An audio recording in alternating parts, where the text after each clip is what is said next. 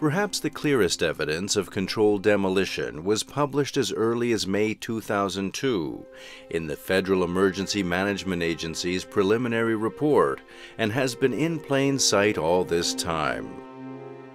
If we look at this chart listing the impact and collapse seismic statistics, we find several illogical results that have apparently been overlooked by the Blue Ribbon team of experts who compiled the report. The first is the duration of the collapse for the North and South Towers. We notice that the length of the seismic signal for the North Tower was actually shorter than the South Tower, even though the North Tower collapse began 15 floors higher than the South. How could this be possible? 95 floors collapse in 8 seconds, and 80 floors collapse in 10 seconds. FEMA, NIST, and the 9/11 Commission unanimously decided not to mention this illogical anomaly in their reports. The North Tower created an 8-second signal, far too short to represent the collapse of debris.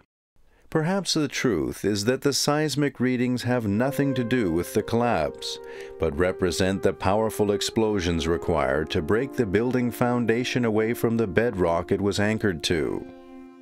Next, we see that the magnitude of the North and South Towers is 2.1 and 2.3 respectively. Since the magnitude is a logarithmic scale, this indicates a very large difference in the energy of the falling towers. A single-digit increase in the Richter scale magnitude represents a logarithmic increase of a factor of 10 and a seismic energy increase of roughly 30 times.